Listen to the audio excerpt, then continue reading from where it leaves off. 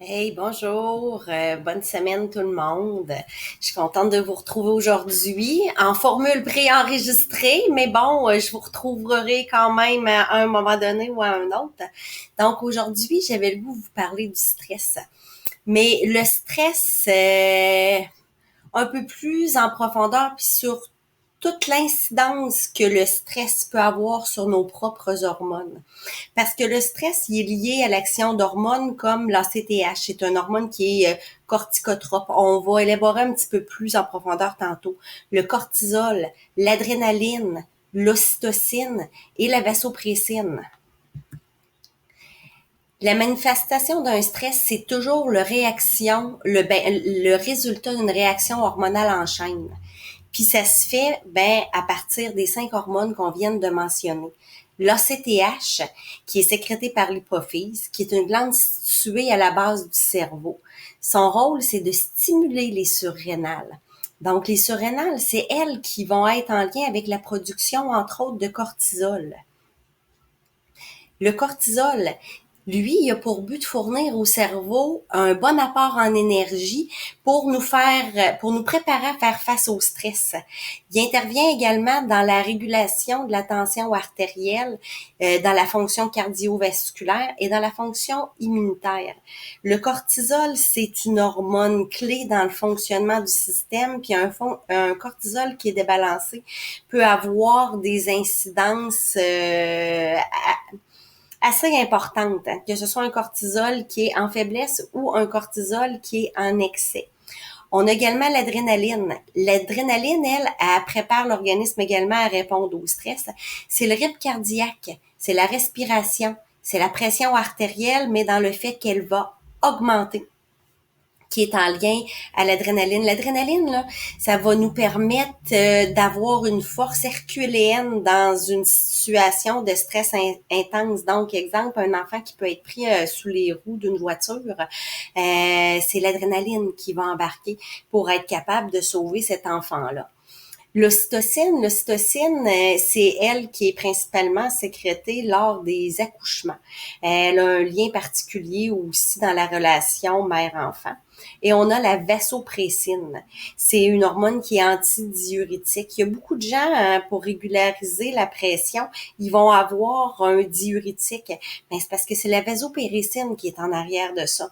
Souvent, les problèmes de haute pression, c'est des problèmes de stress qui sont reliés à ça. Depuis le début des semaines que je vous rencontre, mon but c'est de vous faire comprendre puis de vous aider à comprendre la base de vos problèmes et tout ce qui peut être interrelié par rapport à ça. Puis souvent, moi, les gens que je vais voir, ben non, gère bien ça, le stress, ça va bien.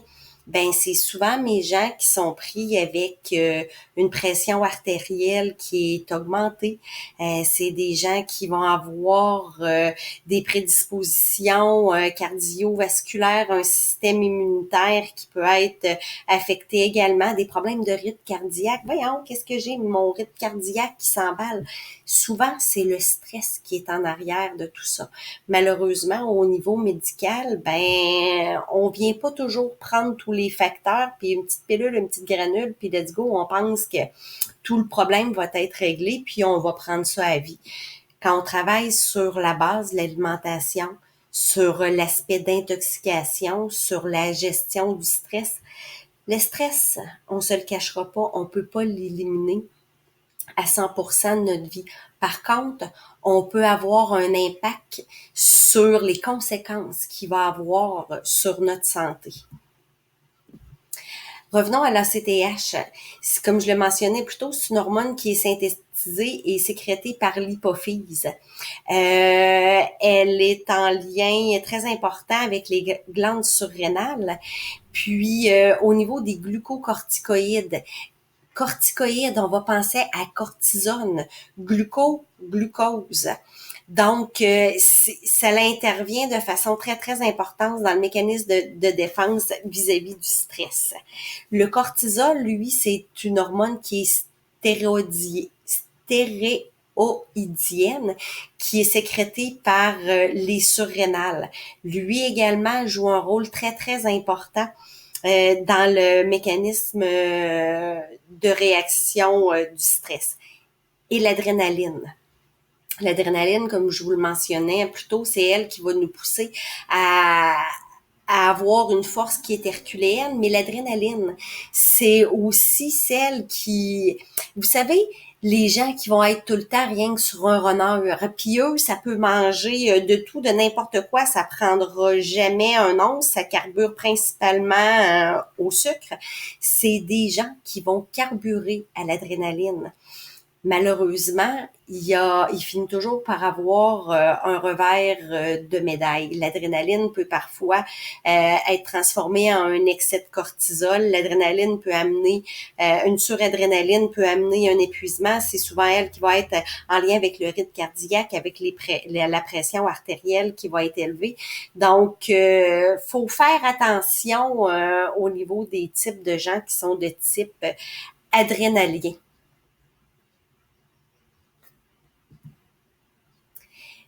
Donc, l'hypophyse, je mentionnais un petit peu plus tôt que les commandes partent beaucoup de l'hypophyse. L'hypophyse, comme vous pouvez voir sur l'image, c'est une petite glande qui est située dans notre cerveau. Puis cette hypophyse-là est reliée avec l'hypothalamus.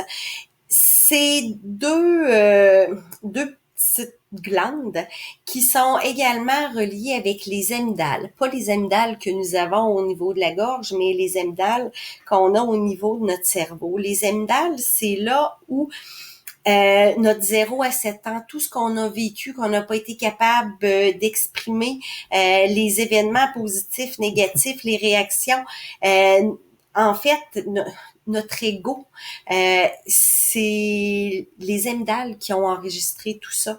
Donc, le codage que nos amygdales ont dans les événements que nous avons vécus de 0 à 7 ans et même plus tard, ben, est un agent très, très important dans le développement et le fonctionnement de l'hypophyse et de l'hypothalamus. L'hypophyse, il appartient au système nerveux central. La fonction de l'hypophyse, ben, c'est une glande qui est endocrine. Donc, elle fait partie de la première tête commandante du système endocrinien. Un petit peu plus tard, on va parler un petit peu plus du système endocrinien parce que le stress passe directement et peut perturber le système endocrinien. Donc, puis qui réagit à l'hypothalamus. Donc, comme je le mentionnais, l'hypophyse, l'hypothalamus, ils sont étroitement reliés. L'hypophyse, l'hypothalamus vont être des acteurs majeurs pour que le corps puisse synthétiser et fabriquer et libérer certaines hormones. On a parlé un petit peu plus tôt de l'ACTH, mais également de la TSH. La TSH, c'est l'hormone, une des hormones en lien avec la glande thyroïde. Donc, souvent, les gens qui vont prendre du synthroïde, c'est la TSH qui est dans un premier temps débalancée. Et on a la T4 et la T3 également, qui est en lien avec ça. On a la GH qui est l'hormone de croissance. L'hormone de croissance, elle va être principalement active lors de notre période de croissance.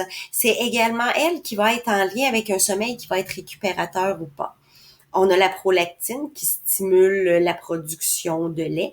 On a les hormones sexuelles, la LH et la FSH. Ces deux hormones-là, la LH et la FSH, sont des acteurs importants dans la production de l'estradiol, de la progestérone et en petite partie de la testostérone. Les endorphines également, la molécule du bien-être est sécrétée par l'hypophyse. Et la production de mélamine. En fait, c'est ce qui va nous permettre d'avoir un pigment plus bronzé à l'été et puis notre tolérance aux UVA et aux UVB. C'est la mélanine qui est en arrière de tout ça.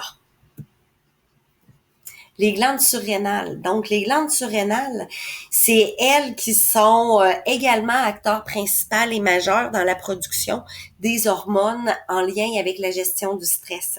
Donc, le cortisol et l'adrénaline. Les glandes surrénales appartiennent également au système endocrinien. Les glandes surrénales, c'est des petites glandes qui sont situées au-dessus des reins. Elles ont un rôle de sécréter les hormones qui sont impliquées dans différents processus. Donc, il n'y a pas seulement la production d'adrénaline ou de cortisone qui est en lien avec le fonctionnement des glandes surrénales. La façon dont notre corps va utiliser et stocker le glucose dans l'organisme. Beaucoup de gens vont avoir des problèmes avec leur gestion de poids parce que le cortisol est débalancé, ce qui fait que le corps va moins bien gérer les sucres et aller les stocker dans l'organisme. Puis ça, on va le voir au niveau des gens qui vont avoir principalement un surplus de poids au niveau du ventre. Il y a des femmes, puis surtout des hommes, c'est surtout très visible au niveau des hommes, c'est tout dans le ventre. Il va avoir des ventres plus durs, il va avoir des ventres plus mous, mais il y a certaines morphologies où tout se retrouve dans le ventre. Et il y a pratiquement rien au niveau du dos, il y a pratiquement rien au niveau des bras, des fesses, des cuisses. Donc ça, c'est des gens qui sont vraiment débalancés en lien avec leur hormone de gestion du stress.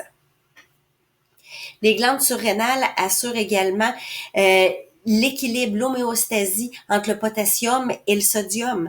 Donc, il y a des gens, encore là, on va ramener à la pression, ils vont avoir de la difficulté avec leur pression artérielle, ils vont avoir un diurétique. On sait que le potassium et le sodium sont deux acteurs majeurs dans l'équilibre hydrique au niveau du corps. Donc, est-il possible que la pression artérielle chez ces gens-là soit due à un déséquilibre au niveau des glandes surrénales ou du système endocrinien qui vient affecter l'équilibre du potassium et du sodium dans leur corps, fait faire de la rétention d'eau, une augmentation au niveau de la pression et là, on doit jouer à plusieurs niveaux avec plusieurs médicaments au niveau médical pour arriver à maintenir un niveau de pression qui est adéquat. Alors que la première chose qu'on devrait faire, c'est venir jouer sur l'impact que le stress a sur leur corps. Comme je le mentionnais plus tôt, nous ne pouvons pas éliminer toutes les sources de stress, mais on a un rôle important sur l'impact néfaste que celui-ci va avoir sur notre corps. Puis la première chose, c'est de prendre conscience du stress que l'on vit et puis à partir de ce moment-là, bien, on est capable de faire les actions nécessaires pour venir diminuer l'impact que le stress a sur notre corps. Mais évidemment, peu importe les petites techniques de respiration qu'on pourrait avoir ou de yoga, si la base au niveau alimentaire, si la base au niveau de l'activité physique, puis au niveau de l'activité physique, je l'ai mentionné à 3 reprises, je le mentionne encore aujourd'hui, pas besoin de se préparer pour aller à un marathon, simplement être actif. Une marche, du yoga, des étirements, de la natation. Il faut trouver quelque chose qui nous allume, qui nous passionne et qui nous fait du bien. Il faut faire l'activité physique pour les bonnes raisons, sinon on n'arrivera jamais à le maintenir. Si on fait notre activité physique dans le seul but d'avoir une silhouette qui est digne des magazines, on maintiendra jamais une alimentation puis une activité physique qui va être adéquate parce qu'on le fait pas pour des raisons qui sont profondes de santé puis pour se sentir mieux. Donc, c'est important que chacun d'entre nous trouvions la façon de s'alimenter qui nous convient autant physiquement que mentalement parce que mentalement, il est important aussi et de trouver les activités physiques qui nous font du bien. Si on est en harmonie au niveau alimentaire et au niveau des activités physiques, notre gestion du stress va être beaucoup plus facile parce qu'on ne viendra pas ajouter un facteur stressant en essayant de s'améliorer la vie. Parce qu'il y a beaucoup de gens qui vont ajouter à leur stress en étant dans des diètes très strictes ou encore en rentrant dans des entraînements très stricts. Tout dépendamment au stade endocrinien où on se situe, ça peut être plus nocif que bénéfique. Donc, c'est important d'adapter le tout à nos besoins propres.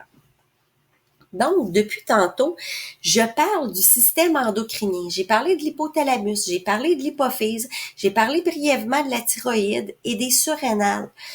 Si on regarde le tableau ici, on voit tous les acteurs majeurs en lien avec le système endocrinien. Donc, on commence par l'hypothalamus.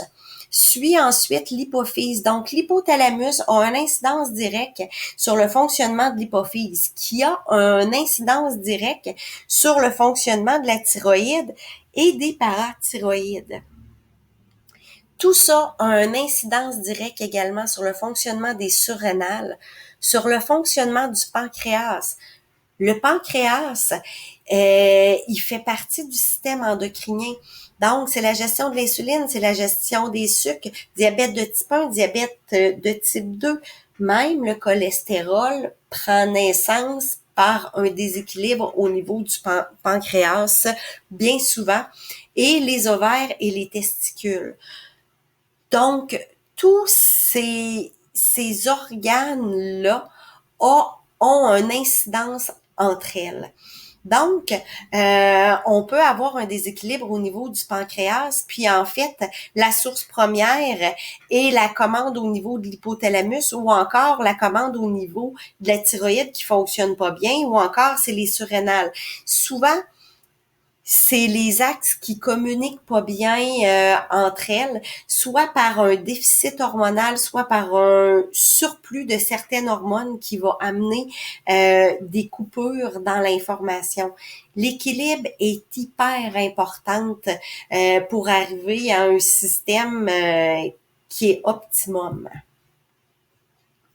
Le système hormonal ou système endocrinien, bon, comme je le mentionnais plus tôt, c'est constitué de plusieurs glandes, thyroïde, ovaires, testicules, hypophyse, pancréas, qui sécrètent des hormones, les estrogènes, la testostérone, l'insuline. Donc, nous avons nos glandes qui sécrètent des hormones. Donc, la façon dont les hormones et la quantité dont les hormones sont sécrétées, en fait, c'est le résultat du fonctionnement des glandes. Donc, il faut toujours se ramener au fonctionnement de celles-ci, puis qui commande qui pour arriver à bien régulariser les choses. Souvent, les gens qui arrivent dans mon bureau, c'est des gens où ils ont le système endocrinien complètement perturbé. Puis ils vont avoir essayé 1 million de diètes, ça fonctionne pas. D'autres, ils vont avoir des dépressions, des burn-out après burn-out parce que le système endocrinien est complètement débalancé. Il y a des gens qui s'attendent qu'en 3 mois, tout soit réglé, tout soit reviré de bord. Puis moi, j'ai tout compris ce qui se passait dans le système qui se débalance depuis 20, 30, 40 ou 50 ans. Si on entreprend des actions dans la santé en pensant que ça va être temporaire, qu'il y a une solution miracle à court terme, ben on fait un petit peu tout ça pour rien. C'est important de savoir que dans tout processus de rétablissement de santé ou de maintien de santé, la patience, la constance, la rigueur, la persévérance, la motivation, c'est ce qu'il y a de plus important, puis surtout d'avoir les buts et les objectifs de bien établis. C'est un mode de vie auquel on doit adhérer, puis on n'adhère pas à n'importe quel mode. On adhère au mode de vie qui nous permet d'avoir des glandes qui fonctionnent de façon optimum malgré les prédispositions génétiques qu'on peut avoir. Perturbateurs endocriniens. J'en ai parlé, je crois, à tous les fois qu'on s'est rencontrés dans les dernières semaines et encore aujourd'hui, j'en reparle parce que les perturbateurs endocriniens sont des acteurs majeurs dans le fonctionnement de notre système endocrinien qui est en lien direct avec la façon dont on va gérer les stress. Donc, par expérience, par observation, par analyse, j'ai remarqué que beaucoup de gens étaient sur les antidépresseurs ou pouvaient avoir été diagnostiqués anxiété, angoisse, parce qu'il y avait des problèmes dans la gestion de leur système endocrinien. Ça peut provenir de des perturbateurs endocriniens, ça peut provenir du stress, ça peut provenir de des émotions extrêmes qui ont été vécues. Ça peut provenir de la génétique ou aussi de certaines faiblesses. Mais c'est à chacun d'entre nous, c'est important de comprendre quelles sont nos faiblesses et qu'est-ce que je peux faire pour être capable d'améliorer ma santé.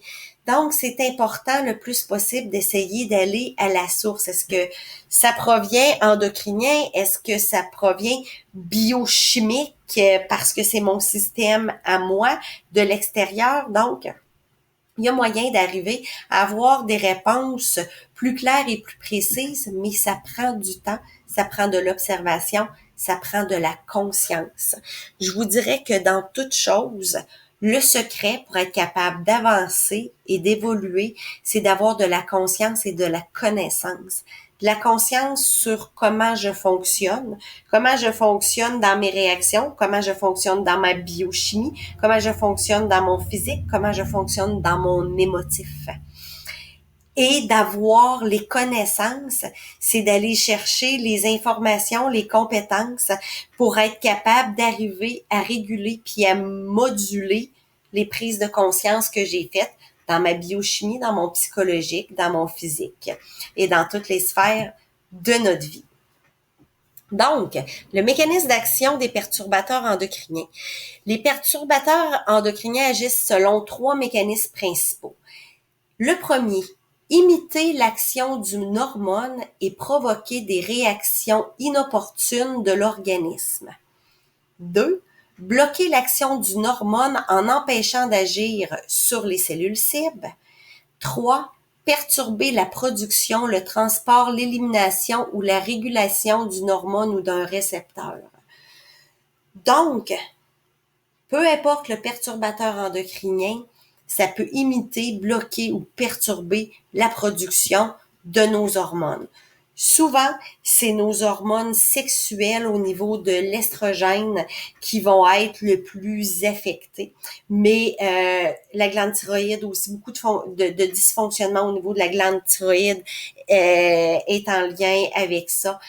La résistance à l'insuline, la gestion du sucre. En fait, perturbateur endocrinien, c'est en fait ce qui est faux, ce qui est synthétique.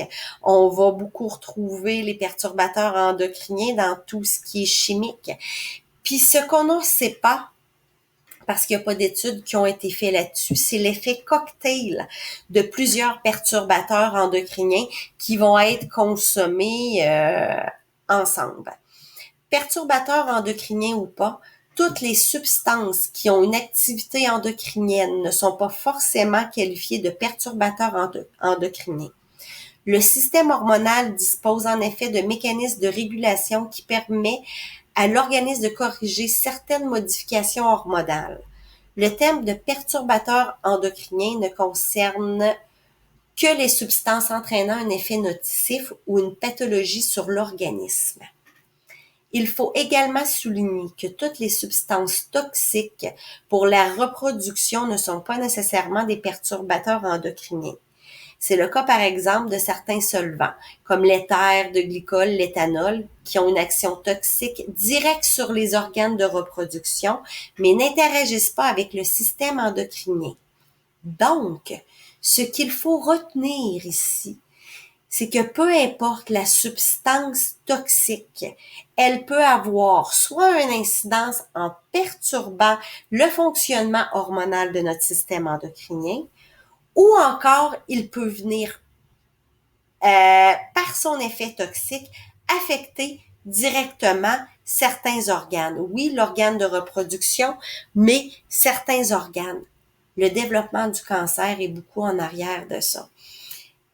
Si vous avez bien été attentif à la phase 1 et 2 de détox au niveau du foie, c'est directement relié avec l'élimination des toxines et des perturbateurs endocriniens qui pourraient nous parvenir de l'extérieur. Donc, dans les indications que j'ai mentionnées depuis le début au niveau alimentaire, au niveau de la détox, au niveau d'aider de bichonner notre corps en lui donnant des bonnes substances pour ne pas l'intoxiquer davantage sur ce qu'on n'est pas capable de contrôler, puis l'aider à éliminer, ben on vient se donner une chance à avoir le moins possible de perturbateurs dans notre système qui peut soit venir perturber directement le fonctionnement de nos hormones ou peut venir attaquer directement certains organes par leur effet toxique. Les conséquences du stress sur l'organisme. Le stress fonctionne un peu comme un réflexe à la suite duquel le système nerveux réagit en sécrétant des hormones qui dopent naturellement. Donc, ce que ça veut dire, j'ai une situation de stress. Une situation de stress, ça peut être aussi bien, je suis dans le trafic, faut que je sois là dans 15 minutes, la réunion commence, puis j'en ai encore pour 20 minutes, puis ça n'avance pas. Le corps va se mettre naturellement à sécréter certaines hormones pour venir nous calmer. Parce que peu importe l'énervement qu'on va avoir, on a zéro contrôle sur le trafic qui se passe en ce moment. Donc, le corps est fait pour venir aider à tamponner tout ça. Pour faire face aux situations stressantes, un apport supplémentaire d'énergie est nécessaire. Donc, le corps il va aller puiser dans ses réserves énergétiques pour être capable d'avoir l'énergie qu'il faut pour produire les hormones qu'il a besoin. Si on sécrète de l'adrénaline, il va aller chercher davantage au niveau des glucides. Si on sécrète du cortisol, on va aller chercher des gras pour être capable de sécréter cette hormone-là. Donc, tout dépendamment comment on fonctionne, notre corps va emmagasiner ou pas certaines substances pour être capable de bien agir dans son fonctionnement. Donc, les gens qui ont un niveau de cortisol qui est très élevé puis qui fonctionnent principalement sur cette hormone-là, comme je le mentionnais plus tôt, c'est au niveau du ventre qui vont avoir leur surplus de poids principalement. Les gens qui sont type adrénalien, eux, ils n'ont pas de surplus de poids. Même, ils sont pas capables de prendre du poids. C'est très difficile de prendre de la masse musculaire pour ces gens-là. Les effets liés au stress et à l'anxiété peuvent être multiples et les conséquences sont parfois ravageuses. Quel que soit l'âge ou la période dans la vie, on peut tous être confrontés au stress. On a des réactions biologiques, on a des réactions physiologiques face aux stimuli extérieurs. C'est important pour nous comme êtres humains d'être capable d'identifier les dangers potentiels. Danger potentiel, c'est pas toujours un ours qui arrive puis qui sort du bois puis qu'on a peur de se faire manger. Les dangers potentiels peut également être de l'ordre d'une relation qui est malsaine et qui apporte un stress. À un moment donné, comme individu, il faut se dire, ah, OK, cette relation-là est pas saine pour moi et elle m'amène plus de stress que d'autres choses. Beaucoup de gens, au niveau de leur travail, seront pas en harmonie. C'est un stress constant aussi. Faut être capable, comme individu, comme je le mentionnais plus tôt, d'être en pleine conscience avec nos stimuli à nous qui peuvent déclencher des réactions de stress. Suite à une réaction stressante, notre corps va réagir en deux temps. Le premier temps, c'est le choc. Le choc, le taux de sucre dans le sang, il s'effondre parce que le corps en a besoin pour être capable d'avancer. Le tonus musculaire s'effondre aussi, l'esprit s'embrouille, puis certaines manifestations physiques peuvent apparaître. Dans un deuxième temps, on a la réaction. Donc, là, c'est là où l'hypothalamus va dire au corps, tu vas sécréter telle hormone parce que là, il faut travailler au niveau de la pression artérielle, la fréquence cardiaque, respiratoire. Ça, c'est quand on rentre dans un stress aigu. Donc, l'exemple de la petite fille qui est prise sous les roues d'une voiture, faut que le corps soit capable d'aller puiser toute l'énergie pour être capable de faire face à ce stress aigu-là. Donc, le corps, il va mobiliser vraiment tout ce qu'il peut dans son système pour être capable d'avancer et d'y aller.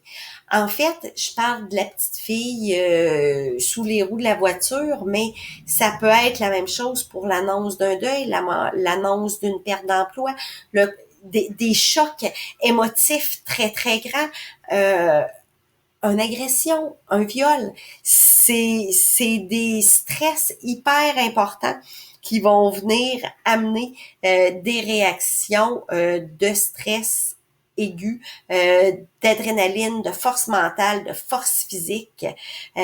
Puis ensuite de ça, va venir le cortisol qui va amener un effet apaisant. Donc, ça, c'était au niveau du stress chronique. J'ai une situation de stress ici et maintenant et je dois réagir. Le corps a aussi son modus operandi sur la gestion du stress chronique. Donc, un stress chronique, c'est quelque chose qui perdure, qui est toujours là. Dans un stress chronique, on va sécréter des hormones telles le cortisol, la dopamine, la sérotonine, l'endorphine. Donc, le corps, il devient dans un autre mode que dans le stress aigu. Il va avoir une augmentation du glucose, il va avoir une augmentation des triglycérides et du cholestérol sanguin qui peut être à l'origine de certaines maladies cardiovasculaires. Ça a un effet sur les capacités immunitaires. Les gens qui vivent avec un stress chronique, de longue date. C'est d'autres gens qui vont être susceptibles d'être pris avec un surplus de poids au niveau du ventre puis qui sont pas capables de s'en débarrasser parce que leur corps a toujours un niveau de cortisol qui va être plus élevé parce que leur système est toujours en situation de stress chronique. Le stress chronique, c'est pas toujours nécessairement un seul et unique facteur. Ça peut être plusieurs facteurs. Donc, on ajoute, l'étudiante qui s'en va à l'université, qui a un programme qui est quand même assez stressant, qui demande beaucoup. On a la première situation de stress qui va être là. Ensuite de ça, elle part en appartement. Donc, elle a un stress. Oui, c'est le stress de la vie, mais à chacun sa façon de gérer tout ça hormonalement parlant. Donc, cette personne-là, elle est en appartement, elle est peut-être rendue au marché du travail, mais on vient d'ajouter du stress parce qu'elle a le stress de performance, elle veut pas perdre son emploi, elle a un loyer à payer, de la nourriture et tout ça. Oh, après ça, peut arriver les enfants. Puis là, on n'a pas parlé du conjoint, la relation de couple, comment elle va. Donc, au fur et à mesure que les années avancent, on est de plus en plus prédisposé à vivre du stress chronique. Beaucoup de gens, trentaine, 35, 40 ans, vont finir par être diagnostiqués angoisse, anxiété ou dépression, tout simplement parce que il y a un déséquilibre au niveau de leur axe endocrinien parce qu'ils ont été exposés à un stress chronique qui, eux, leur système a demandé une surproduction de certaines hormones.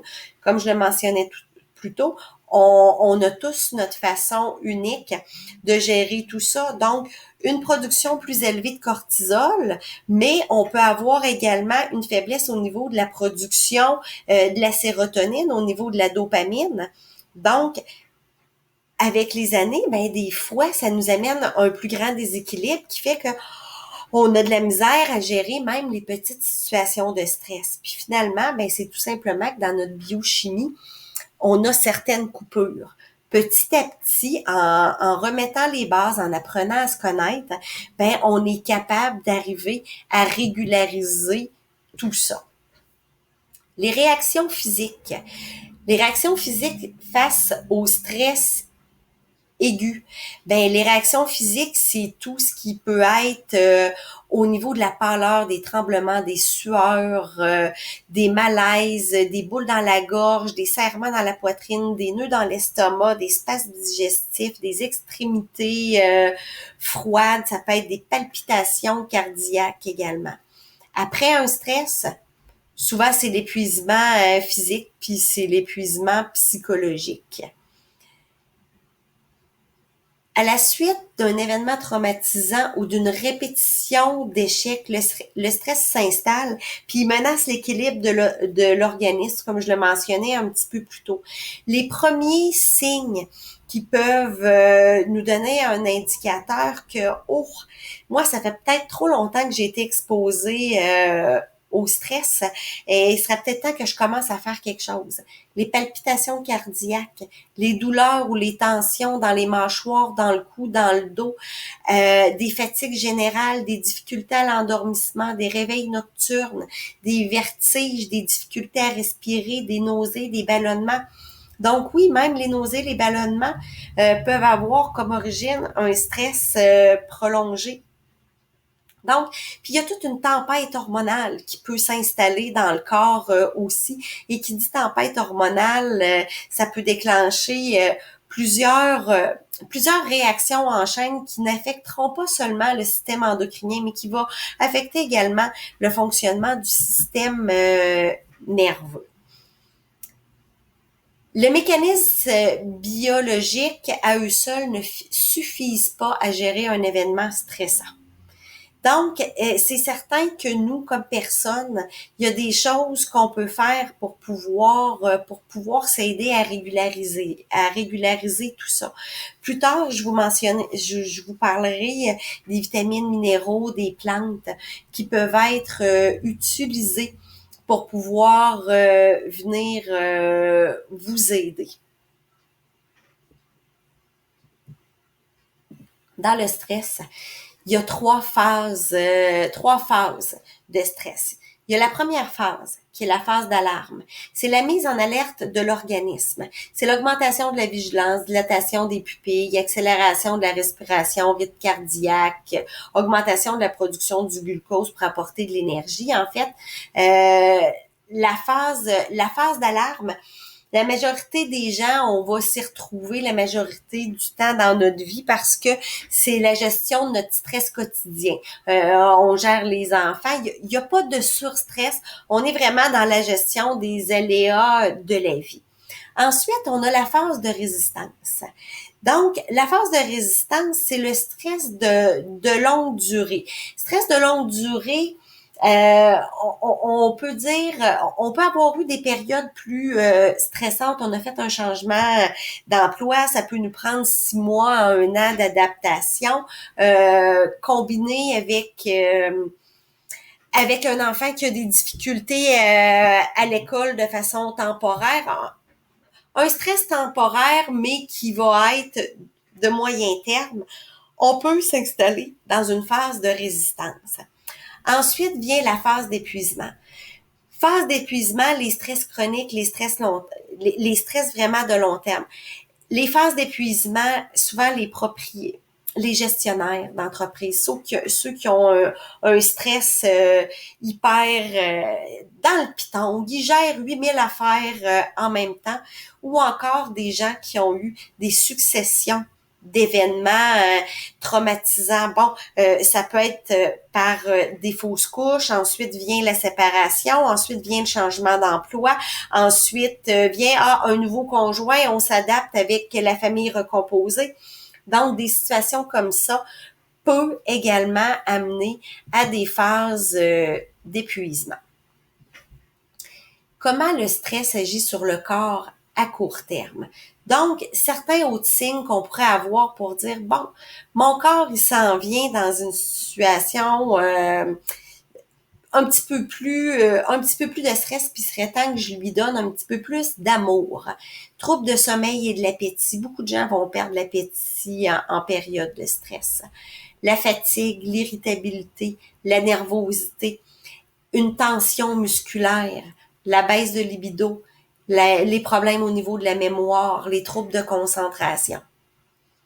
Comment on explique ces symptômes-là? Ben en fait, quand le corps est exposé de façon prolongée à des stress, ben comme je le mentionne depuis le début, le corps va sécréter des hormones et puis elle peut amener un épuisement. Quand les organes fonctionnent plus que ce qu'ils devraient fonctionner, ben il arrive, c'est comme un citron qu'on essaye encore de presser du jus, mais quand il y en a plus.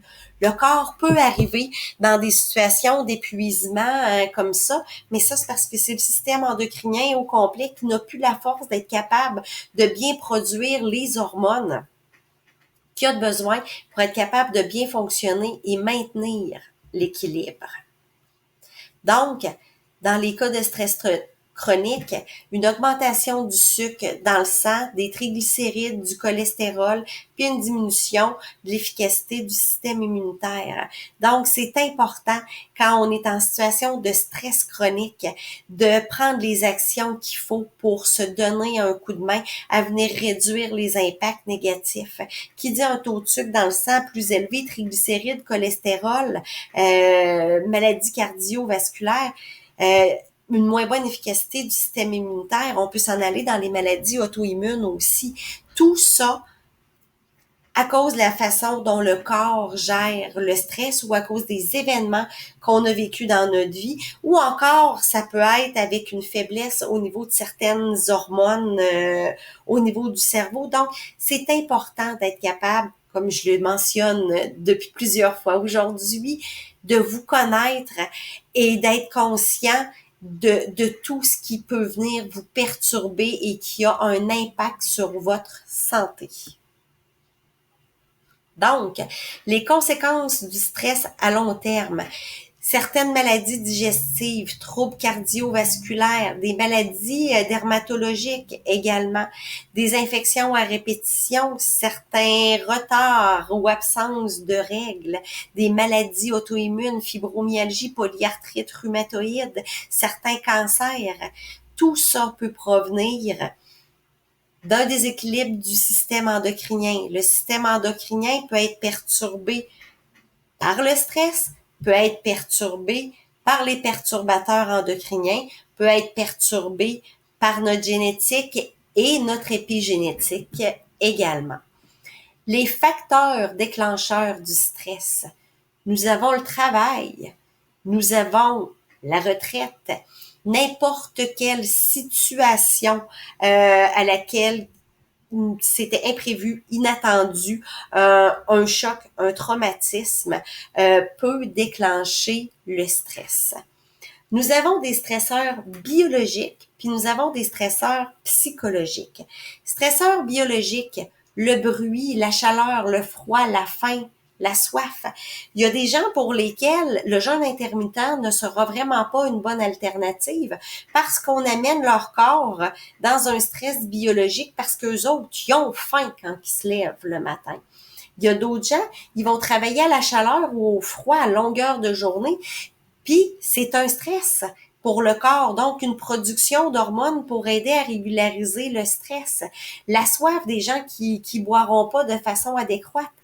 Des bruits, des gens qui vont travailler dans le bruit tout le temps ou un bruit intermittent, c'est des stresseurs biologiques. Les stresseurs psychologiques, décès d'un proche, la pression sociale, l'image qu'on veut s'imposer au niveau des autres, les problèmes financiers, les ruptures, les stress professionnels. Quel que soit le déclencheur de stress, l'organisme y apporte la même réponse physiologique. En revanche, selon notre personnalité, notre environnement, nos expériences passées et le niveau de stress atteint, la stratégie de mise en place pour gérer ce stress changera et devra s'adapter à chaque personne.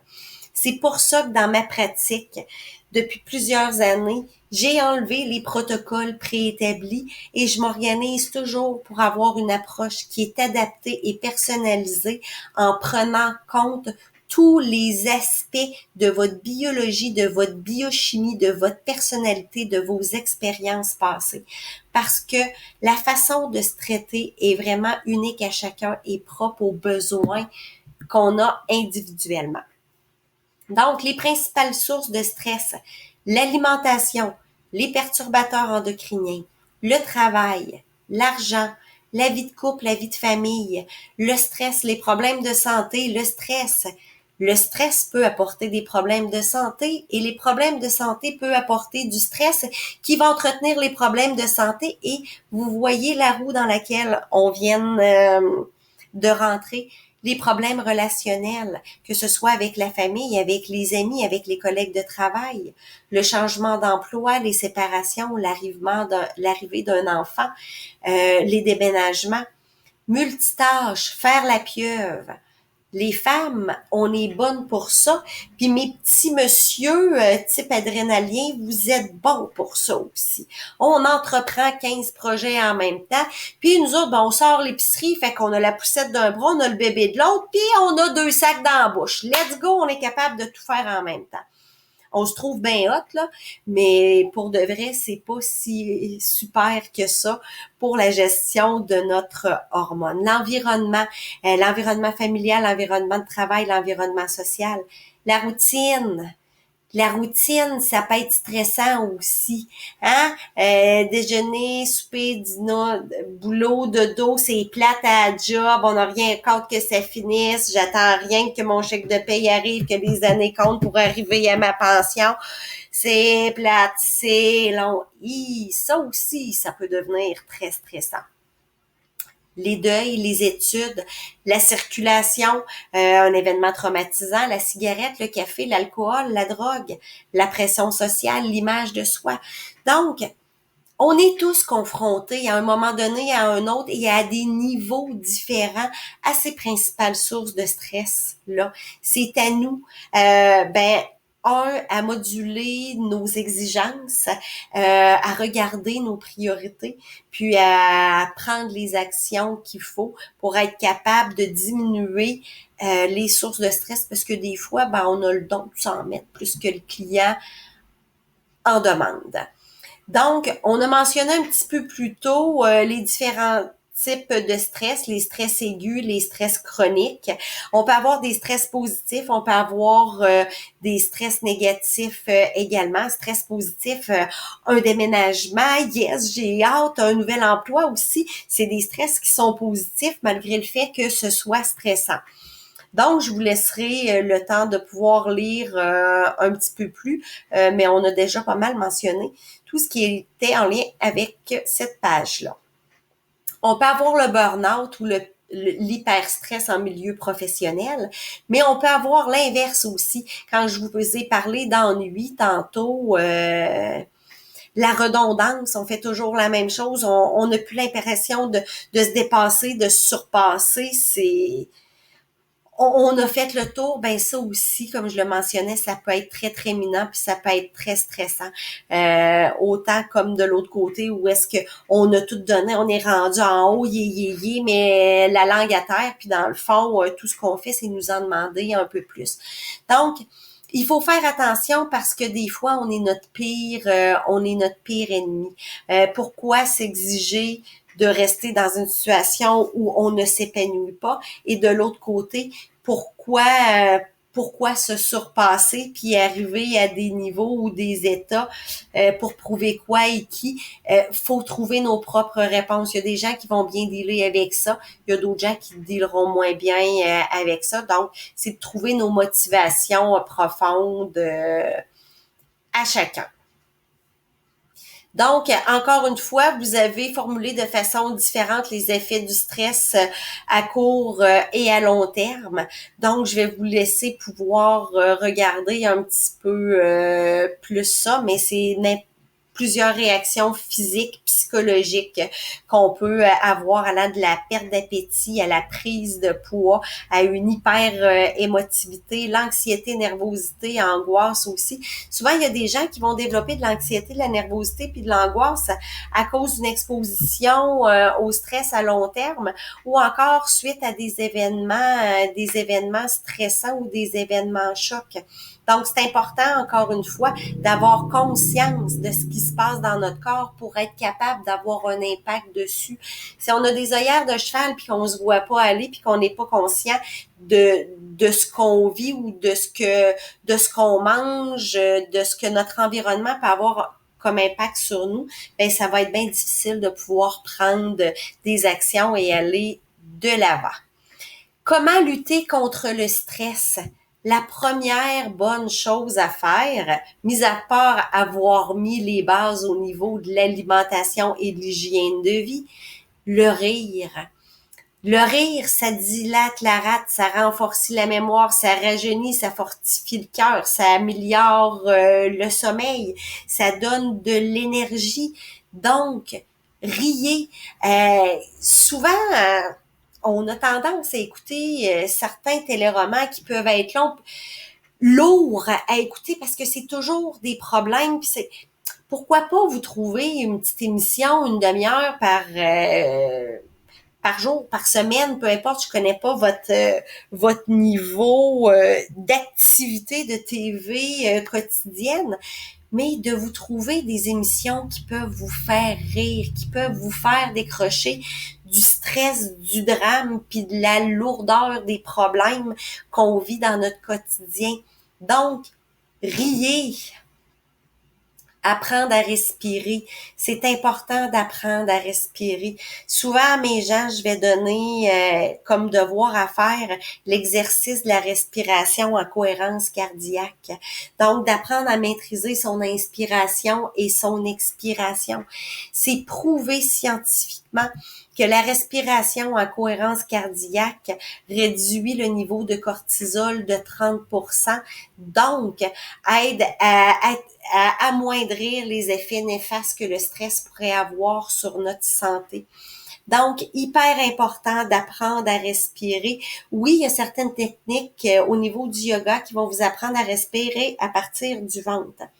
Par contre, lorsqu'on vient pour venir oxygéner le corps, oxygéner les cellules, c'est très important de remonter les épaules, de dégager la cage thoracique et de respirer à partir du haut et jusque vers le bas. Donc, on commence par inspirer par la cage thoracique et ensuite de ça, on respire par le ventre. Donc, vous allez pouvoir retrouver ici les indications au niveau de la respiration en cohérence cardiaque, ses principes et certains liens pour pouvoir vous y référer. Donc, se faire de la pression crée une amie qui donne de l'énergie et non une ennemie qui nous freine. Quelques solutions favorisent la reconstitution des réserves dépensées en phase de tension et permet d'aborder sereinement les difficultés. Comprendre le mécanisme d'action du stress est essentiel pour s'en servir, le moduler et le gérer. Donc, ce que ça veut dire, c'est que notre stress, on est capable de l'utiliser à bon escient, positivement, en apprenant à le gérer, puis en apprenant à le voir. La réponse au stress dépend de la stratégie que l'individu va adopter pour surmonter les événements et comment il va gérer sa propre vie dans sa discipline alimentaire, dans sa discipline d'évolution personnelle, je dirais aussi. Donc, c'est important de trouver la solution adaptée pour apprendre à bien gérer ses émotions et se contrôler. Donc, justement, les solutions à utiliser au quotidien pour lutter contre le stress, le contrôle de soi-même. Donc, apprendre à se voir aller, à se voir réagir et comprendre qu'est-ce qui provoque certaines réactions en nous. Il y a des beaux tests qui peuvent se faire pour apprendre à découvrir notre schème de pensée et notre schème de réaction. Si jamais vous avez le goût d'aller plus loin à ce niveau-là, je peux vous accompagner à ça. Préserver sa vie privée. En fait, sa vie privée, c'est nous par rapport à notre famille, nos enfants, notre chum, nos parents, puis c'est notre vie privée par rapport à nos collègues. Donc, on garde notre petit jardin. On n'est pas obligé de tout étaler. Ça veut pas dire de ne rien dire et de ne pas aller chercher le support qu'on a besoin lorsqu'on a des stress ou qu'on a des problèmes. Être zen au travail. Donc, si on a des sources de conflit au travail ou si notre travail ne nous convient plus, bien souvent, il faut aller chercher une bonne dose de courage pour apporter les changements nécessaires. Comme je l'ai mentionné un petit peu plus tôt, rire contre le stress, c'est, je dirais, je pense, une des meilleures formules qui coûte rien. Pratiquer une activité physique. Donc, c'est important de se libérer le cerveau et de ne penser à rien. Comme je vous l'ai dit, trouvez quelque chose qui vous convient, qui vous fait du bien, qui vous motive, qui vous donne le goût d'y aller, puis que vous savez que quand vous allez l'avoir fait, vous allez vous sentir détendu, vous allez vous sentir énergisé, puis vous allez vous sentir libéré. Idéalement, c'est une trentaine de minutes, 3 fois par semaine, mais si on est capable de faire 30 minutes à chaque jour, comme je vous l'ai dit, ça peut être la marche, ça peut être le yoga, ça peut être les étirements. Il y a plein de choses qu'on est capable de faire facilement qui vont nous faire sortir de notre routine journalière puis de notre stress quotidien qu'on a vécu. On soigne notre alimentation, on s'assure d'avoir un sommeil qui est récupérateur et des bonnes heures de sommeil, de 7 à 9 heures par nuit, c'est suffisant. Idéalement, tout dépendamment des métabolismes et à l'heure où on se lève, on se couche entre 9 heures et 11 heures et on se lève entre 5 heures et 7 heures. Donc, c'est des heures de sommeil qui peuvent être optimum. On a des plantes, on a des actifs qui peuvent vous aider à lutter contre le stress. Encore là, le choix de ces suppléments-là est personnel à chacun en fonction de tout votre historique et de vos besoins. Donc, la rhodiola, le cordyceps, l'ashwagandha, c'est des plantes adaptogènes qui viennent supporter les surrénales, surtout les surrénales qui sont exposées de façon constante au niveau du stress. Le safran, le millepertuis, la valériane, le complexe B, le magnésium, le ginseng de Sibérie ou le ginseng Panax, la vitamine C, la réglisse, la vitamine E, la passiflore, la L-théanine. Donc, la L-théanine, on la retrouve dans le thé vert. Le 5-HTP ou le tryptophane et la taurine. Donc, c'est tous des suppléments qui peuvent vous aider à avoir une meilleure gestion du stress, autant au niveau biochimique que hormonal. Donc, c'est hyper important pour vous de bien comprendre les impacts que votre stress a sur votre biochimie, puis de prendre les actions pour pouvoir vous aider. Donc, n'hésitez pas, si vous avez besoin de plus d'informations personnalisées, vous pouvez toujours me contacter. Donc, je vous souhaite une belle semaine.